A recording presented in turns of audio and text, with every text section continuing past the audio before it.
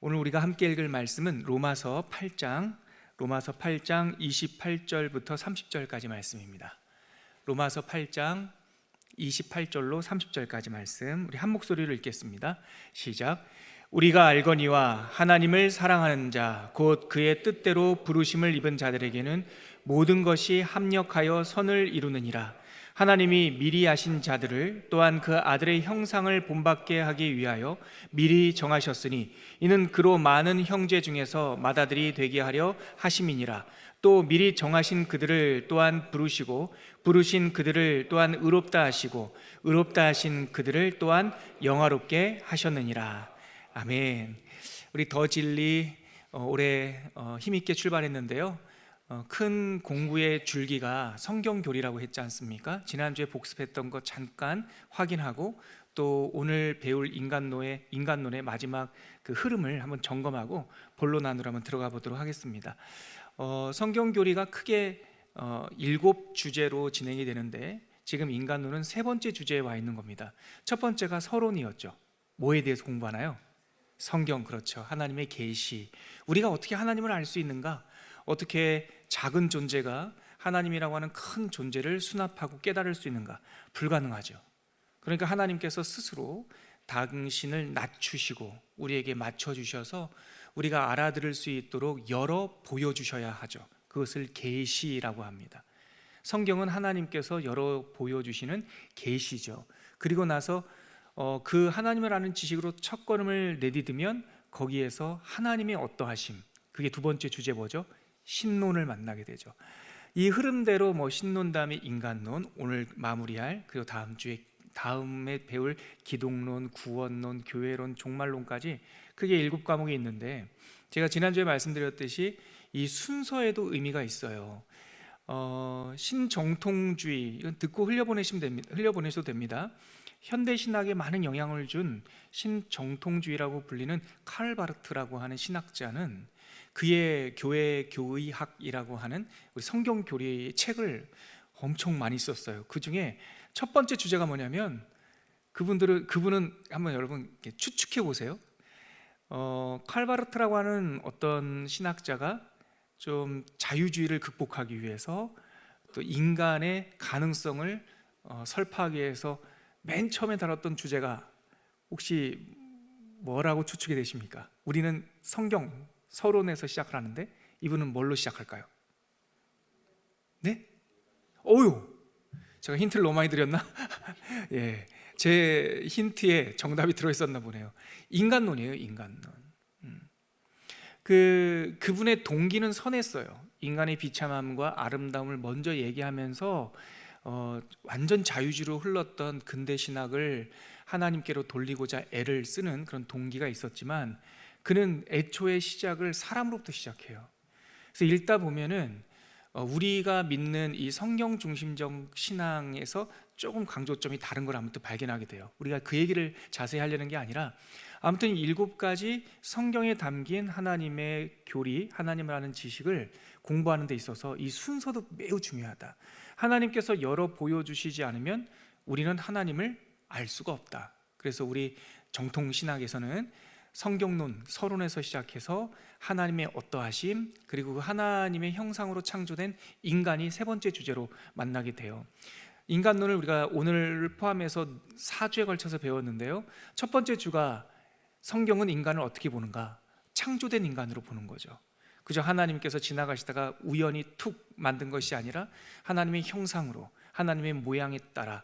그래서 창세기 1장에 나와 있는 창조 이야기를 보면은 사람이 잘 살 수 있도록 빛, 그리고 스페이스, 공간, 궁창, 그리고 물과 땅, 그리고 그 위에서 자라는 이 식물들, 그리고 식물을 먹고 자라는 우리 동물들, 그 등등. 그래서 우리 인간을 중심으로 창조 이야기를 보자면 하나님께서 사람이 잘 살 수 있도록 모든 것들을 조성하신 듯한 그런 이야기 줄거리를 보게 되죠. 그래서 창조된 성경에서 바라보는 인간을 묘사하는 한마디가 하나님의 형상으로 창조된 인간, 이렇게 우리가 정의할 수 있습니다. 근데 그 인간의 아름다움이 자유의지에 있잖아요. 하나님의 형상과 모양으로 창조되면서 우리가 영혼도 없고 인격도 없는 존재가 아니라 스스로 화답할 수 있는 존재, 스스로 선택할 수 있는 존재라는 의미에서 자유의지를 줬는데 인간이 타락하고 말죠. 뱀의 유혹을 받아서 하나님의 형상이 망가져버리고 맙니다. 그래서 인간론 두 번째 주에 배웠던 것이 바로 타락한 인간, 인간의 타락이었죠. 인간의 타락으로 인해서 우리 인간에게 일어난 증상이 크게 두 가지였습니다. 죄자로 시작되는 죄의 책임과 죄의 오염이었죠. 그래서 소위 그냥 망한 거예요. 그러면 이 망하고 성경에 있는 표현대로 죽어버린 인간에게 희망이 있는가? 지난주에 우리가 나눴던 구원받은 인간이죠. 인간 스스로는 희망을 찾을 수가 없죠. 죽은 사람이 무슨 소망이 있고 무슨 바람이나 감각이 있겠습니까? 죽어버렸는데. 그래서 하나님께서 절망의 구렁텅이에 빠진 인간을 구원해야겠다, 당신의 자녀와 같은 인간들을 다시 회복해야겠다라는 소망을 가지시고 뜻을 세우시고 구원 계획, 구원 언약을 세우셨죠. 그래서 하나님께서 직접 성육신하시고 우리에게 오셔서 이 죽어있던 사람들을 당신과 적붙여 주시면서 죄의 책임을 사하여 주셨고, 그래서 우리가 완전히 구원받는, 그러니까 죄의 사망에서 다시 생명으로 옮겨지는 그런 은혜와 희망을 맛보게 되는 거죠. 그런데 그래서 죄의 책임은 사라졌어요. 다 지불하였다 그러면서 우리가 더 이상 죄의 무게로부터는 해방이 되었어요. 근데 뭐가 남아있다고 그랬죠? 죄의 오염이 남아있어요. 그래서 구원받은 인간이지만 실족할 수 있고, 요즘 우리가 성경 통독 본문에서 만나는 그 구약 역사서 보세요. 하나님을 믿는 사람들이 완벽하지가 않아요. 그래서 이번 주 금요일 날 우리가 금요 기도에 줄기로 잡고 기도해야 될 그 주제가 뭐냐면 다윗도 모범생이 아니었다라는 거예요. 그러면 우리랑 똑같은 성정을 가지고 실수투성이던 다윗이 하나님의 사람으로 인정받고 인침받았던 그 근거가 뭘까요? 그게 이번 주 우리 금요일 날 우리가 붙잡고 기도해야 될 희망이 되는 거죠. 아무튼 구원받은 인간은 죄 책임에서는 해방이 되었지만 그 죄로 인한 결핍, 부족함, 죄의 오염이 남아있다고 하죠. 그래서 그 죄의 오염을 씻어가면서 하나님의 형상을 우리의 삶 속에 점진적으로 회복시켜가는 것, 그것이 오늘 우리가 인간론 네 번째로 배울 성화와 영화입니다. 영광스럽게 될 인간의 미래죠. 다시 한번 좀 보시겠어요? 인간론은 크게 네 가지 주제로 성경에서 보는 인간은 어떤가? 첫째, 창조된 인간. 누구의 형상대로요? 하나님의 형상대로. 그러나 그 인간이 그 하나님의 형상을 잘 유지하며 동행한 것이 아니라 뱀의 유혹에 빠져서 어떻게 됐죠? 타락한 인간. 그래서 인간에게는 죄의 책임과 오염이라고 하는 죄의 허물이 뒤쌓여지게 됐죠. 우리가 이것을 갚을 수 없기 때문에 하나님께서 대신 갚아주심으로 당신의 낮아지심으로 우리에게 오셨죠. 그것이 성육신이고, 그래서 예수를 믿는 자들에게는 하나님의 자녀가 되는 권세가 회복이 되죠. 그래서 세 번째 주제가 뭐죠? 구원받은 인간, 완료형입니다. 우리의 죄책은 예수님께서 다 완료하시고 사하여 주셨어요. 근데 여전히 우리들에게는 오염, 그 죄로 인한 악취가 남아있는 거죠. 그래서 이 죄로 구원받은 인간이 그 하나님의 구원을 우리들의 삶 속에 전인격적으로 이루어가는 과정을 오늘 우리의 네 번째 주제, 거룩하게 됨 성화, 영광스럽게 됨 영화라고 불러서 마지막 주제를 마무리하게 돼요. 그래서 성경에서 말하는 세계관은 크게 여기까지 세 가지 말을 해요. 창조, 타락, 그리고 구원. 이게 성경에서 바라보는 인간을 포함한 전 피조 세계의 하나님의 이 시간표예요. 창조, 타락, 구원. 그런데 이 중에 하나님의 형상으로 창조된 인간을 향해서는 구원 다음에 플러스 원 또 다른 이야기가 있어요. 그것이 바로 오늘 주제. 구원받은 인간이 거룩하게 되고, 그리고 하나님의 완전한 형상이 회복되어 그의 아들의 광채 가운데 함께 들어가는 영화의 과정으로 들어가게 되죠. 자, 그래서 오늘 본문 우리가 읽었던 성경 본문 하나 읽고 우리 강의 안으로 들어가 보죠. 오늘 우리가 읽은 로마서 8장 28, 29, 30절은 바로 하나님의 백성이 구원받는 이 과정에 대해서 잘 요약하는 대표적인 구절이라고 말해요. 이 하나님의 백성이 구원받는 과정을 다음에 구원론에서 다시 한번 배우겠지만 그것을 구원의 서정이라고 불러요. 예. 구원이 진행되는 발걸음이라고 이해하셨으면 좋겠습니다. 그래서 오늘 우리가 읽은 본문에 한번 보세요. 28절, 우리가 알거니와 하나님을 사랑하는 자 곧 그 뜻대로 부르심을 입은 자들에게는 모든 것이 합력하여 선을 이루느니라. 여기서 말하는 이 선, 하나님께서 완성하실, 회복하실 가장 아름다움, 가장 좋은 아름다움이라고 볼 수 있고요. 이 선이라는 말이 어디에 나오나? 창세기 1장에 나와요. 하나님께서 지으신 모든 것을 보시니 심히 좋았더라. 그 좋았더라라는 말이 선이에요. 선. 네. 토브라는 말로 사용되는데, 하나님께서는 당신께서 부르시고 모든 것을 합력하여 선을 이루시는 뜻과 계획과 언약을 갖고 계시다. 29절 보세요. 하나님이 미리 아신 자들, 거기 밑줄이요, 미리 아신 자들, 이것을 예지, 한자어로 예지, 하나님께서는 미리 아신다. 그 아들의 형상을 본받게 하기 위하여, 즉 이마고 데이, 하나님의 형상을 회복하게 하기 위하여 미리 정하셨으니, 거기 밑줄이요, 미리 정하셨으니, 이것을 미리 정하다, 예정이래요. 그러니까 하나님은 우리를 미리 아시고, 태중에 짓기 전부터 미리 아시고 미리 정하셨어요. 이는 그로 많은 형제 중에서 맏아들이 되게 하려 하심이라. 30절 가볼게요. 미리 정하신 그들을 또한 뭐 하시고? 부르시고의 밑줄, 그것을 소명, 영어로 하면 더 쉽게 느껴질 거예요. 콜링, 하나님께서 우리의 이름을 하나하나 불러서 하나님의 자녀로 생명책에 기록하신다는 거예요. 부르시고, 부르신 그들을 또한 뭐하게 하시고? 의롭다 하시고, 밑줄 치고 칭의, 칭의라고 하는 주제가 지난주에 배웠던 구원받은 인간 할 때 하나님께서 우리의 죄책을 사하시며 우리를 의롭다 칭하셨다. 칭의. 자, 오늘 주제가 그 다음에 나옵니다. 의롭다 하신 그들을 또한 어떻게 하셨다고 나옵니까?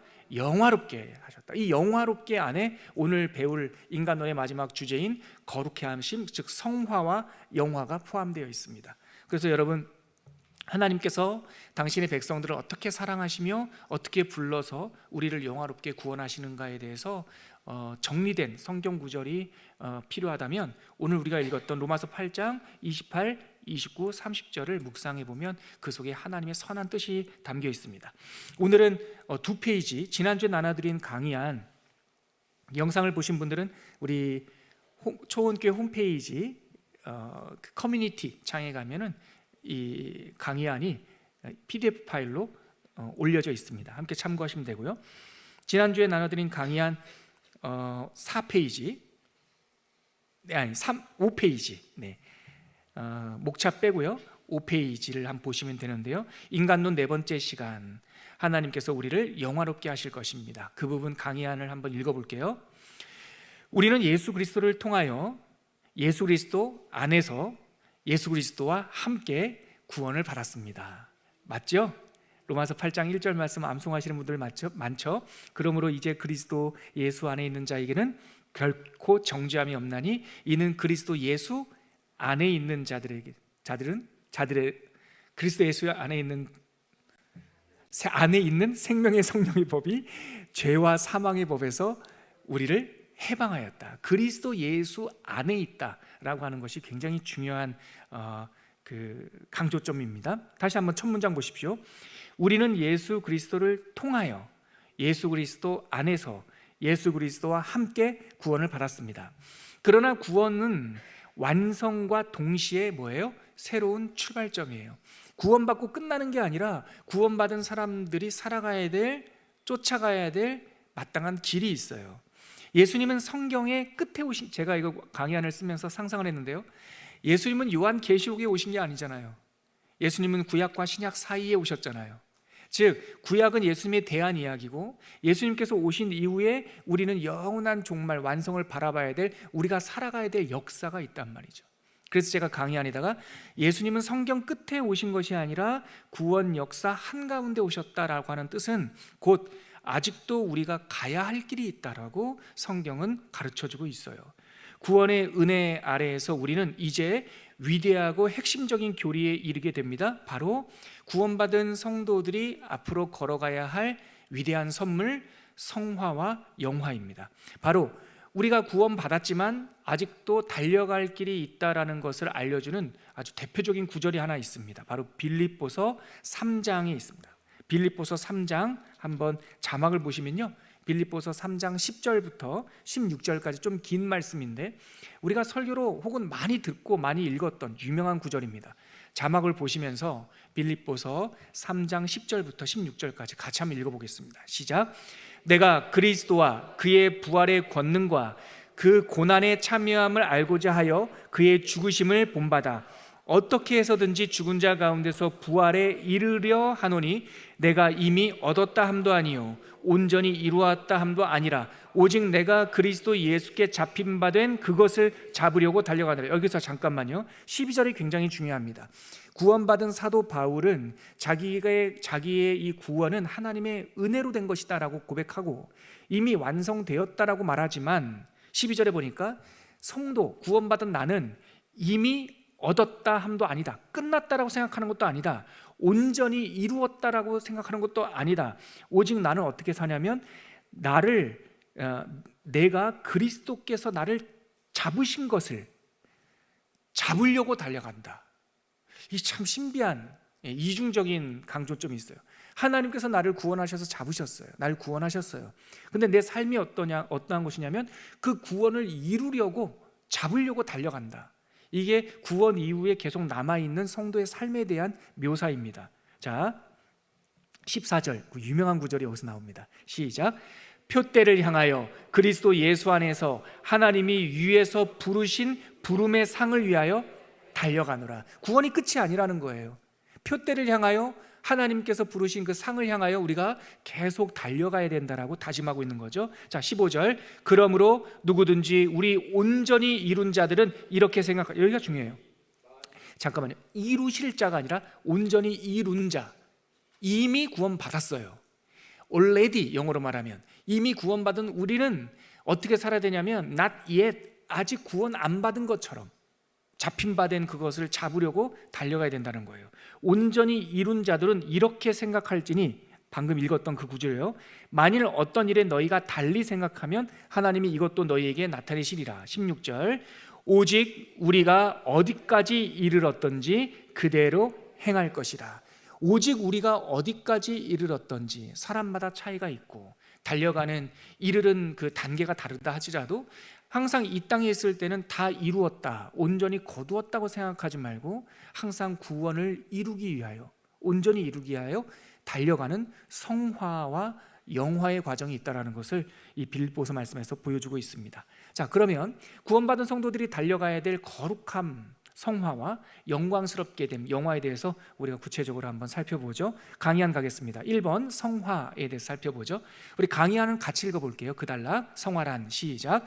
성화란 구원받은 성도가 죄의 오염에서 벗어나 전 인격이 하나님의 형상을 닮아가는 점진적인 과정을 의미합니다. 여기 점진적인 과정 밑줄. 전 인격이 한 부분만 아니라 영과 혼과 육신과 삶과 우리의 경제권과 우리의 시간관리와 우리의 모든 삶이 하나님의 형상을 닮아가기, 다른 말로 하면 하나님의 형상을 회복하기 위하여 점진적으로 살아가는 과정을 뭐라고 한다? 성화라고 한다. 계속 읽을게요. 웨인 그루뎀, 우리 메인 텍스트인 그 책의 저자입니다. 읽을게요. 시작. 웨인 그루뎀은 성화는 구원 이후에 일어나는 점진적 과정으로 우리를 죄로부터 더욱 자유하게 하며 우리의 전 존재 안에서 우리를 잃어버린 하나님의 형상으로 변화시키는 하나님과 인간의 협력적 사역이다, 이렇게 말했어요. 이거 좀 어렵죠. 학자들은 하여튼 어렵게 말하는 재주가 있어요. 그래서 쉽게 말하면 뭐냐면 성화란 뭐냐? 하나님 닮아가는 거다. 구원 받았지만 더욱더 하나님의 맏아들이 되기 위해서 점진적, 천천히 한 걸음씩 닮아가는 것, 거기에 협력적 사역이라는 것도 중요해요. 근데 이 일이 나 혼자만 되는 것도 아니고 하나님의 전적인 책임도 아니고 하나님께서 우리를 살려주셨으니 이제 우리는 하나님과 화답하면서 순종도 하고 예배도 하고 찬양도 하면서 하나님과 성령님과 함께 나아가는 점진적 과정이 성화다, 이렇게 멋지게 표현하고 있습니다. 근데 웨인 그루뎀 교수보다 좀 더 앞선 선배 신학자가 있어요. 루이스 벌코프라고요. 여러분들 전에 다니시던 교회나 또 장로교에 다니셨으면 여러분들을 지도하신 대부분의 목사님들이 이 벌코프 책을 다 읽었을 겁니다. 이게 장로교 신학의 아주 핵심이라고 하는 유명한 책인데요. 그 옛날 분 벌코프, 루이스 벌코프라는 사람도, 자, 회색으로 제가 이렇게 칠해 놓은 부분, 성화는 거기 읽어볼게요. 시작. 성화는 성령께서 죄인을 죄의 오염으로부터 깨끗하게 하시고 그의 전 본성을 하나님의 형상으로 갱신, 새롭게 하시며 그로 하여금 선한 일을 할 수 있게 하는 성령의 지속적이고 은혜로운 사역이다. 우리가 인간의 죄에 대해서 공부하면서 선을 행할 수 없는 존재, 이것이 타락의 결과라고 그랬잖아요.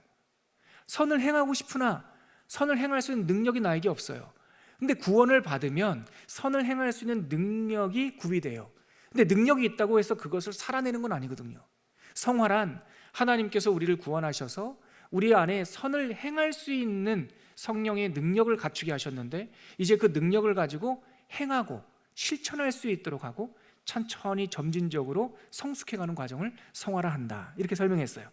그래서 여러분들의 앞에서 설명하는 여러분들의 목사 노병균 목사는 이 저명한 두 명의 학자의 설명을 좀 종합해서 핵심 엑기스만 한번 뽑아봤어요. 그래서 그 밑줄 쳐 있는 두 번째 단락 있죠. 성화란, 제가 한번 요약해 본 거예요. 같이 한번 읽어보죠. 시작. 성화란 하나님의 형상을 동그라미, 하나님의 형상을 동그라미 치셨죠? 어떻게 해요? 다시 어떻게 해요?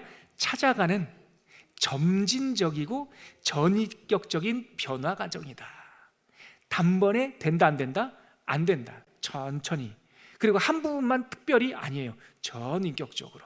그래서 생각하는 것과 말하는 것과 사는 것과 사람을 만나는 것과 모든 것들이 전인격적으로 하나님의 형상을 회복하도록 조금씩 닮아가는 것, 변화되는 것, 그게 성화다. 이는, 시작, 이는 성도 개인의 노력뿐만 아니라 성령이 이끌어 가시는 협력적 과정이다. 그러니까 하나님께서, 여러분, 구원은 누구의 사역입니까?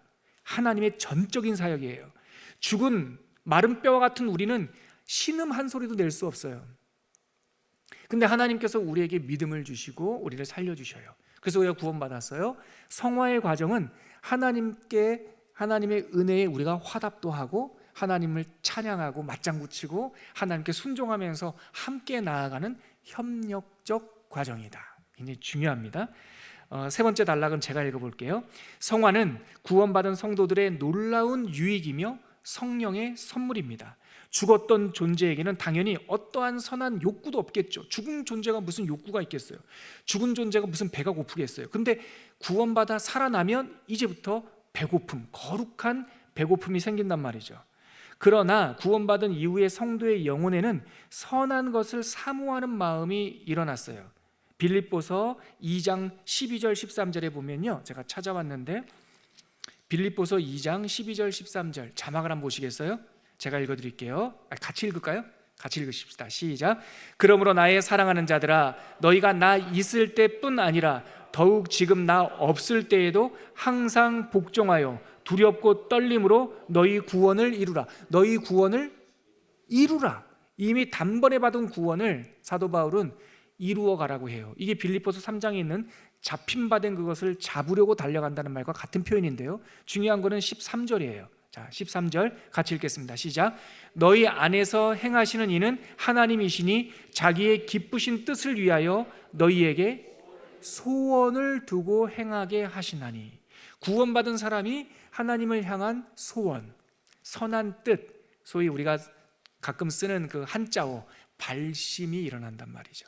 그러니까 우리들에게 어떤 마음을 주시는 것, 그것은 성령이 우리들에게 역사하는 과정이고, 우리는 하나님께서 우리에게 거룩한 부담감을 주시거나 선한 마음을 주실 때 단번에 순종하지 못하는 사람들이라도 항상 하나님께서 주신 좋은 마음에 순종하면서 살겠습니다라고 하는 화답이 있어야 되는 거예요. 그래서 성령께서 주시는 마음과 우리의 인격적 화답이 맞물리면서 성도는 성화되어 가는 거예요. 성화라는 말은 누구를 닮는 것? 하나님의 형상을 회복해 가는 거예요.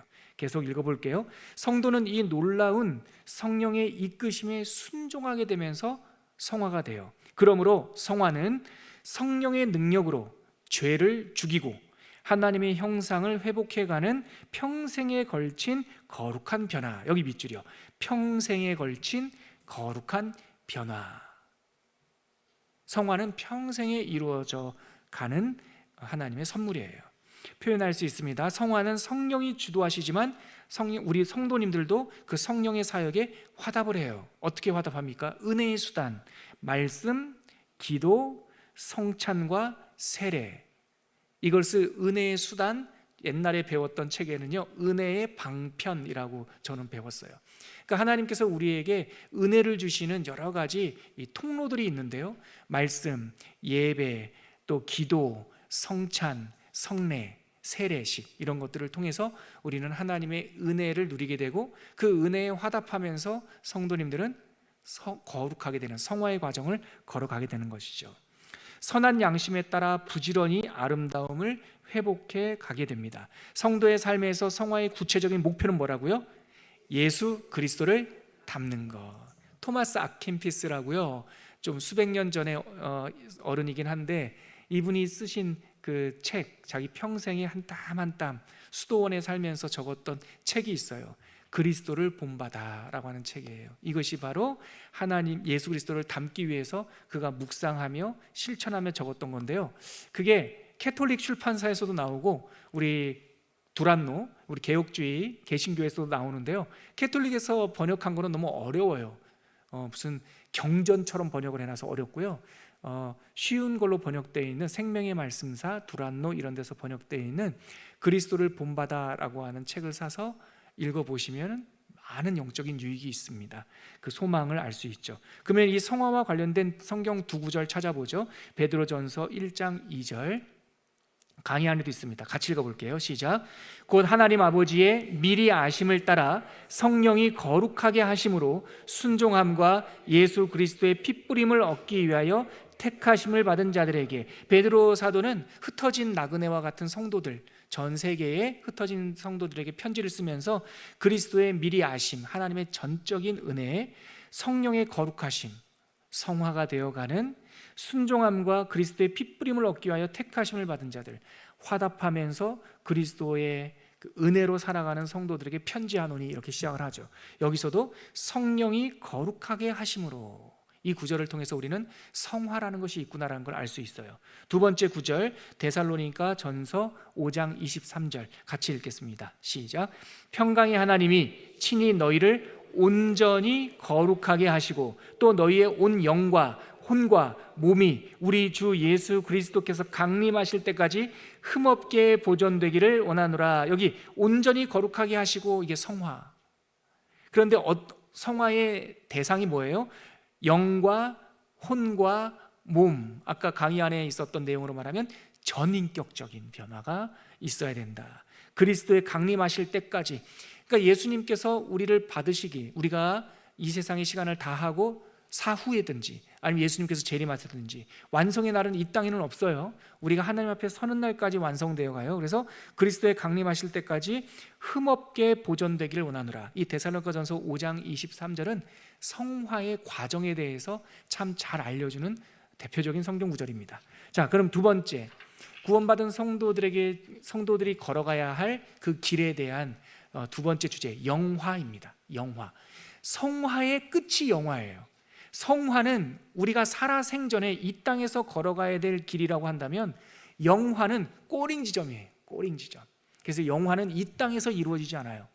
우리가 생명을 다해 하나님의 보좌 앞에 서든지, 아니면 이 세상의 역사가 다 끝나서 예수님께서 재림하시든지, 어찌됐든 우리가 하나님 앞에 완전히 서는 그때에 영화롭게 돼요. 그것은 우리의 최종 목표입니다. 자, 영화에 대한 강의한 첫 번째 단락 같이 읽어볼게요. 시작. 성화의 아름다움은 결과뿐만 아니라 과정을 포함합니다. 과정에 동그라미 치세요. 성화는 뭐가 중요하냐면 과정이에요. 아직도 가야 할 길이에요. 그런데 평생의 시작, 평생에 걸친 점진적 변화가 성화라면 그 끝에는 뭐가 있어요? 영화라고 하는 찬란한 꽃이 기다리고 있어요. 면류관이에요. 면류관. 영화는 성도가 죽음 이후 우리가 생을 다해 하나님 앞에 서든지, 혹은 그리스도께서 재림하실 때에 죄의 오염에서 완전히 벗어나 영광스러운 하나님의 형상을 완전히 회복하는 것을 영화라고 해요. 그러니까 이 땅에서는 영화가 완성 안 돼요? 안 돼요. 우리가 죽어 하나님 앞에 가든지, 아니면 이 세상의 종말론처럼 이 세상이 완전히 하나님 앞에 새 하늘 새 땅, 새 예루살렘의 요한계시록의 완성이 이루어지든지, 영화는 꼬링 지점이다 이렇게 생각하시면 돼요. 이 미래의 순간에, 시작, 이 미래의 순간에 대해서 이사야서, 에스겔서, 그리고 예수님의 종말 설교와 요한계시록에 부분적으로 나와 있어요. 부분적으로 나와 있어요. 영화는 이 땅에서 완성될 수 없어요. 그래서 성경을 통해서 그 아름다운 모습을 비유를 통해서 우리는 유추할 수 있을 뿐입니다. 이에 대해 우리 메인 텍스트 저자인 웨인 그루뎀 교수는 우리 색깔로 구별된 내용 한번 같이 읽어보겠습니다. 시작. 영화는 구원의 최종 단계다. 여기 밑줄. 제가 만약에 여러분들에게 시험을 낸다면 이거 낼 것 같아요. 영화는 구원의 최종 단계다. 이것은 계속 읽겠습니다. 시작. 이것은 그리스도가 재림하실 때 하나님께서 신자들에게 결함이 없고 썩지 않을 새로운 육신을 주시고 그들의 전 존재를 하나님의 영광에 합당하도록 완전히 변화시키는 사건. 성화는 점진적 사건, 영화는 완전히 변화되는 사건. 계속 읽어볼게요. TMC 시작. TMC에 동반하는 성도님들을 위해 다시 한번 노 목사가 간략하게 요약한다면, 영화란 성도가 평생 씨름해야 할 죄의 오염이 완전히 제거된 상태로 하나님의 영원한 아름다움에 들어간 상태, 들어갈 미래적인 것이 아니라 완성된 상태를 일컫습니다. 우리가 이 땅에 있는 한, 그래서 우리가 이 땅에 있는 한 이 영광스러운 모습에 대해서 예수님께서 재림하시는 그 순간까지 완벽하게 설명할 수도 없고, 사실 묘사할 수도 없고, 상상할 수도 없어요. 그래서 영화라고 하는 이 면류관은 우리가 비유로 표현할 수밖에 없어요. 그래서 의의 면류관이 기다리고 있다. 사도 바울이 그렇게 말했죠.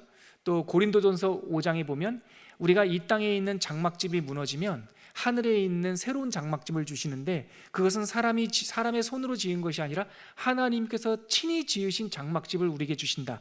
우리 고린도후서 5장 1절 자막 한번 보여주실래요? 고린도후서 5장 1절. 좀 기다려보세요. 고린도후서 5장 1절 말씀 나왔습니다. 같이 한번 읽어볼게요. 시작. 만일 땅에 있는 우리의 장막집이 무너지면 하나님께서 지으신 집, 곧 손으로 지은 것이 아니요 하늘에 있는 영원한 집이 우리에게 있는 줄 아느니라. 여기서 집이라고 비유하고 있지만 이 집이 우리가 사는 이 하우스가 아니라 이 몸을 가리키는 거예요. 죽은 자의 부활에 대해서 고린도후서 5장에서 말하면서 이 땅에 있는 이 몸이 늙고 썩어지면, 무너지면 우리에게 영원한 새 몸이 있다. 하나님께서 새 몸을 우리에게 주신다. 그것은 사람이 지은 것이 아니라 하나님께서 지으신 것이다. 영광스러운 하나님의 형상의 회복을 이 집으로 비유하고 있죠. 그래서 성경에서는 요한계시록, 에스겔서, 이사야서, 예수님의 종말설교 마태복음 24, 25장에 휴거를 비롯해서 여러 가지 영광스러운 장면들이 묘사되어 있지만 우리는 그 영화에 대해서 다 알 수 있다? 없다? 없다. 그러나 성경을 잘 읽으면 우리가 다 설명할 수는 없지만 부분적으로나마 충분하게 영화로운 모습을 알 수 있어요. 계속 한번 읽어볼게요. 그러나 시작. 그러나 성경 곳곳에는 이 영광스러운 모습에 대한 하나님의 언약이 담겨 있기 때문에 우리는 믿고 바라고 소망할 수 있습니다. 영광스러운 모습에 대해서 대표적인 구절 세 구절을 성경에 담아놨는데, 제가 강의 안에 담아놨는데요. 고린도전서 15장 42절에서 44절 같이 한번 읽겠습니다. 시작. 죽은 자의 부활도 그와 같으니 썩을 것으로 심고 썩지 아니할 것으로 다시 살아나며, 욕된 것으로 심고 영광스러운 것으로 다시 살아나며, 약한 것으로 심고 강한 것으로 다시 살아나며. 여기서 영광스러운 모습에 대하여 세 가지 표현이 나오는데, 먼저 첫 번째 줄에 썩지 아니할 것, 두 번째 줄에 영광스러운 것, 세 번째 줄에 강한 것. 이것이 영화된 성도의 모습에 대한 사도 바울의 묘사입니다. 썩지 아니할 것, 영광스러운 것, 강한 것으로 우리는 다시 부활할 것이다 라고 하는 약속이죠. 빌립보서 3장 21절 같이 읽겠습니다. 시작. 그는 만물을 자기에게 복종하게 하실 수 있는 자의 역사로 우리의 낮은 몸을 자기의 영광의 몸의 형체와 같이 변하게 하시리라. 이게 영화된 모습에 대한 묘사인데, 여기 하이라이트는 몸의 형체가 아니라 자기 영광의 몸이에요. 자기 영광의 몸, 거기 비추셔야 돼요. 이 자기가 누굽니까? 그리스도예요. 그러니까 영광스러운 모습의 최종 목표는 그리스도의 모습으로, 우리는 다 묘사할 수 없지만 우리가 그렇게 변하게 될 것이다. 하나님의 영광스러운, 그리스도의 영광스러운 모습으로 변하게 될 것이다 라고 말하고 있어요. 우리 마지막으로 한 절 더, 요한 1서 3장 2절 같이 읽겠습니다. 시작. 사랑하는 자들아, 우리가 지금은 하나님의 자녀라. 장래에 어떻게 될지는 아직 나타나지 아니하였으나 그가 나타나시면, 누굽니까? 예수님이에요. 예수님이 재림하시면 우리가 그와 같을 줄을 아는 것은 그의 참모습 그대로 볼 것이기 때문이다. 우리가 다 알 수 없지만 예수님께서 재림하시는 날, 우리가 예수님 앞에 서는 날, 성경에서 언약한 그 모습 그대로 우리가 변화될 것입니다 라고 하는 소망을 들려주고 있죠. 결론을 맺어볼게요. 구원받은 성도들의 성화와 영화는 구원의 여정, 구원의 서정에서 잎과 꽃과 같은 부분입니다. 성화가 줄기와 잎을 펴는 거라면 무단히 자라나죠. 그런데 그 꽃과 그 나무와 줄기의 양분이 꽉 차면 꽃이 탁 피죠. 그게 영화라고 제가 비유를 했어요. 결국은 펴요. 그리고 그 꽃이 맺히는 곳에서 다시 새로운 생명이, 씨앗이 맺히죠. 성화가 우리가 구원받았다라고 하는 증거라면, 강의 안에 있습니다. 성화가 우리가 구원받았다는 증거, 즉 잘 살고 싶어요, 하나님 닮고 싶어요, 이게 증거라면 영화는 사도 바울의 고백처럼 믿음의 면류관이에요. 성화와 영화라는 구원의 언약에 대해 비교 정리해보면, 노 목사가 밑에다가 표로 정리했어요. 간단하게 보면 성화와 영화는 구원받은 성도들에게 주시는 하나님의 선물. 성화는 어떤 거예요? 이 땅에서 성도가 평생에 걸쳐 일어나는 과정이에요. 반면 영화는요, 죽음 이후 혹은 예수님께서 재림하시는 역사의 끝 시간, 미래에 완성될 것이에요. 완성이고 성화는 점진적인 과정이고. 자, 방식은 어때요? 점진적인 변화가 성화예요. 영화는요, 완성이 돼요. 그때가 되면 즉각적으로 완성이 돼요. 성격은요, 죄의 오염을 계속 씻어내는, 죄 죽이기, 죄의 오염을 씻어내는 과정인데요, 영화는요, 죄로부터 완전히 벗어나는 완전한 자유 상태를 말해요. 성경이 우리들에게 이러한 인간관을 알려주고 있어요. 주체, 성화는 어때요? 하나님과 내가 협력적으로 함께 동행하는 응답과 화답이 있는 거죠. 영화는요, 하나님께서 그렇게 달리기를 다, 경주를 다 마친 자에게 면류관을 씌워주듯이 하나님의 주권적인 역사이자 우리가 이 땅에서는 다 묘사할 수 없는 신비한 것으로 남겨두어야 해요. 그것이 바로 성화와 영화의 과정입니다. 자, 오늘 인간론 다 마무리했습니다. 이렇게 정리하시면 좋아요. 인간론에 대한 주제, 이 이야기의 흐름이 뭐냐? 첫째 이거예요. 성경은 우리 인간을 어떻게 보는가? 어떻게 봅니까? 하나님의 형상대로 아름답게 창조된 인간. 그 하나님의 형상의 아름다움에는 뭐가 꼭 들어가야 돼요? 우리의 의지가 들어가야 돼요. 로봇가 돼서는 안 돼요. 그래서 우리 안에 자유의지라고 하는 것은 인간에게 있어서 영광의 면류관과 같이 참 아름다운 거였는데, 이거를 가지고 결국 인간이 상승의 3장에 보니까 어떻게 됐어요? 하나님과 동행하기보다 죄에 빠졌어요. 그게 인간의 타락이에요. 죄의 책임과 오염이 있어요. 인간이 죄책과 오염으로 인하여 완전히 죽어버렸기 때문에 우리에게 살 소망이 없어요. 대신 우리의 죄책을 대신 지실 분이 필요해요. 참 인간이며 참 하나님이며 죄가 없으신 분, 하나님께서 인간이 되어 이 땅에 오셨어요. 그분이 바로 우리의 중보자 예수 그리스도. 그가 십자가에 우리의 죄책을 다 짊어지심으로 우리는 더 이상 죄와 사망에서 눌려있지 않아요. 살아났어요. 그것을 구원받은 인간. 구원은 받았지만 우리 가운데 죄의 흔적들, 악취들이 남아있어요. 이것이 죄의 오염. 이것으로 인하여 우리는 좌절하고 넘어지고 쓰러지기도 하죠. 근데 이 죄의 오염을 성령님과 함께 씻어내는, 그래서 자녀가 되었지만 자녀답게 살아가는 과정을 오늘 배운 주제 뭐라고 합니까? 성화. 그 성화는 점진적 과정. 혼자?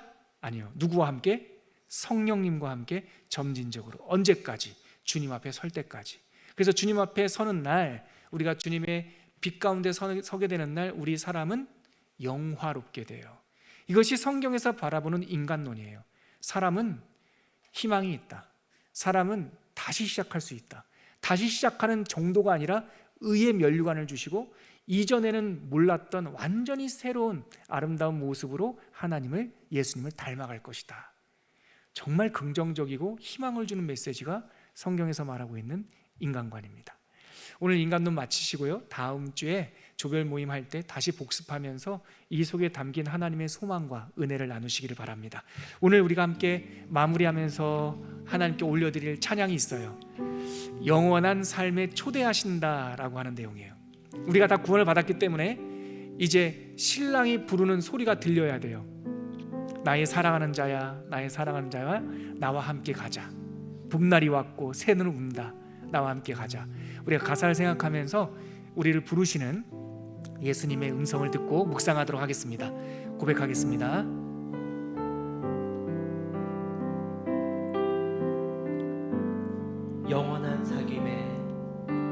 영원한 사귐에 날 초대하시네.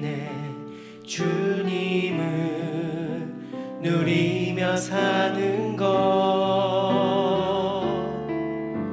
날 지으신 대로, 날 부르신 대로 주님과 함께 걷는 삶. 영원한 사귐에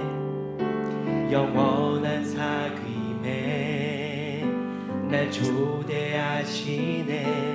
주님을 누리며 사는 것,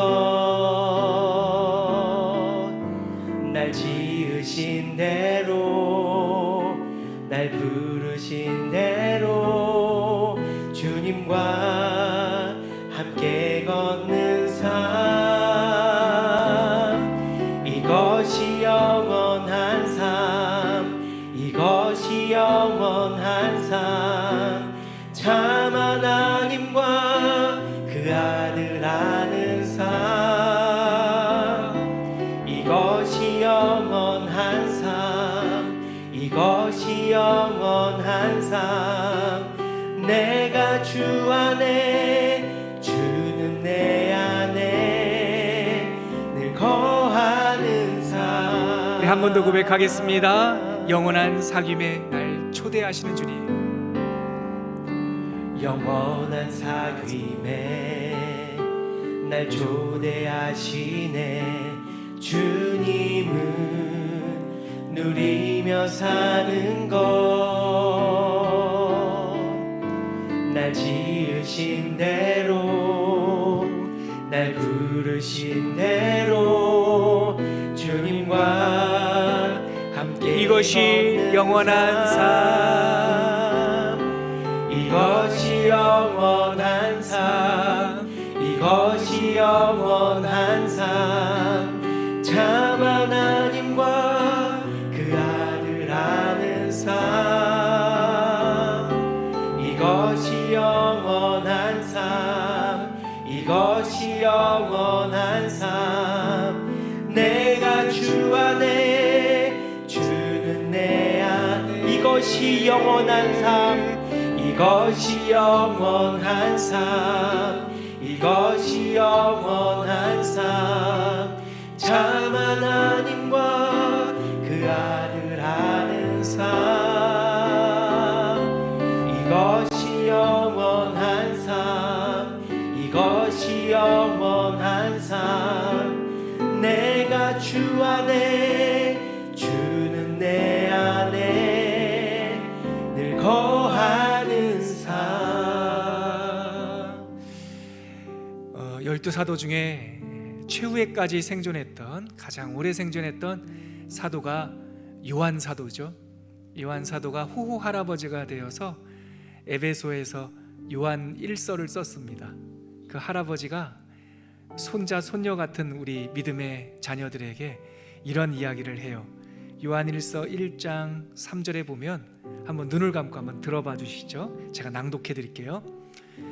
우리가 보고 들은 바를 너희에게 전함은 너희로 우리와 사귐이 있게 하려 함이니 우리의 사귐은 아버지와 그 아들 예수 그리스도와 더불어 누림이라.